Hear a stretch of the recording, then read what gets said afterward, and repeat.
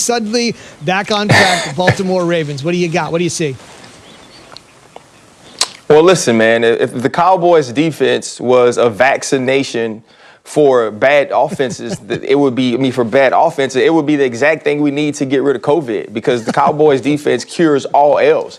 Like when you play against this team and you can run the football, we saw it against the Cleveland Browns and we've seen it against some other teams. You can have a lot of success against the Dallas Cowboys. So basically the Baltimore Ravens came out and did what they had to do. And now you look forward to the rest of the season. Obviously you have the Bengals, you have the Jaguars, but you also have the Cleveland Browns. You also have the New York Giants that are suddenly a very competitive and tough team to play as they lead the NFC East. And this is about making the playoffs for the Ravens. It doesn't matter if they played better last night. It doesn't matter if we could see them being a better team going forward. If you have the reigning MVP, if you have Super Bowl aspirations at the beginning of the season and you end up not making the playoffs, that is a failure. And so to me, it's good that they got back on track. They got some people back healthy that were able to play in this game that weren't able to play in last. Obviously, Mark Andrews has to come off the COVID reserve list as we're going forward.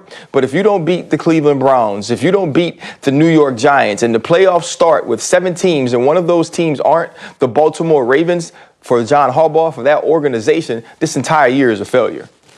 Do they make the playoffs, Ryan, with all that being said?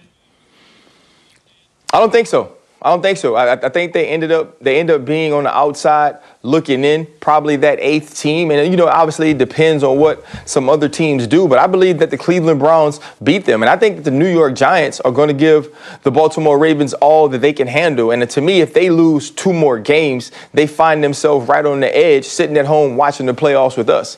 RC, how surprised were you watching your Pittsburgh Steelers take the L against the Washington football team on Monday night? I was surprised. I thought the game would be close. I said it would be close, but I thought at the end of the game that the Pittsburgh Steelers would make the critical situational football plays to win. And you go back into that game, it's 17-17 key. Obviously, Alex Smith and the Washington football team get the offense rolling in the second half, but the Pittsburgh Steelers have 3rd and 1 and 4th and 1. They throw a quick sprint out to Juju Smith-Schuster. That pass is broken up, and then they decide to go empty formation and throw a back shoulder sluggo to Anthony McFarland, who is your 3rd running back, also only has 5 catches on the year. You fast forward that, now you have a 3rd down situation for Alex Smith and the Washington football team, and they go to a slot fade or a Taiwan route to Cameron Sims, and they hit it with a one-handed catch and a perfect throw. And the Washington football team made the plays to win that game. The Pittsburgh Steelers didn't lose it. But, Key, when you look at the Steelers, it's about how do you fare against the AFC's elite.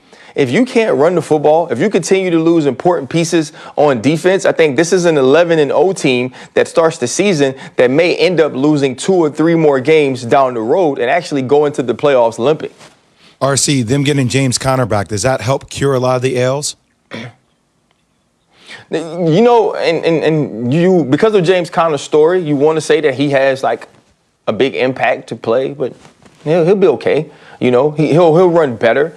I think getting Marquise Pouncey back is huge. Obviously, he's been gone for the last couple of games. I think he's the guy that Ben has a great rapport with. He's the leader of that offensive line. He makes a ton of the calls. I think that helps as well when you get James Conner back. But remember, those guys were playing those guys started the game when you couldn't get 4th down conversions or 4th and 1s or 3rd and 1s against the Dallas Cowboys a few weeks ago, where Big Ben and Juju Smith-Schuster had to come and bail those guys out late in that game. And so I just think this run game is something that they've abandoned. Anytime you throw the ball 53 times against Washington, it says that you're doing a little bit too much in that part of your game plan. So the Steelers really need to nail down a way that they can get a run game first and then move to some play action and not have to go so many spread and empty formations, exposing Ben Roethlisberger to getting further contact or to getting hit in the pocket. Last night, RC, we're sitting up watching the Dallas Cowboys, Baltimore Ravens game.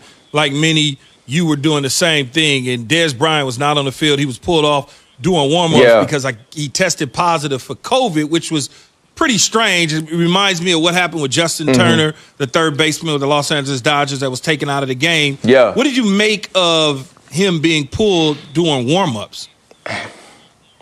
I mean, Key, if you get the test back, you have to pull them. For what I hear is because the Ravens are super close to their testing centers, that they were supposed to get those tests back tomorrow morning.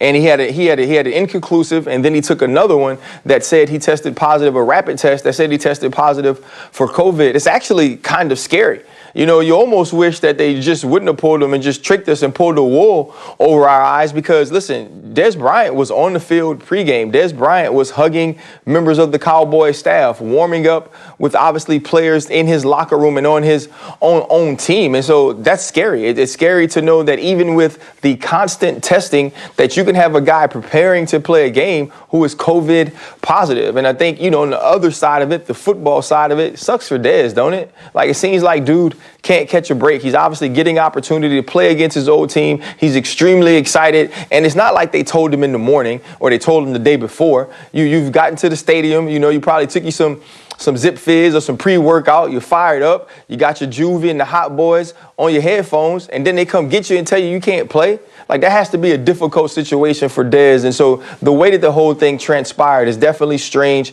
But the NFL says, you know, it contact traced, it did everything that it possibly could to make sure all the players were safe.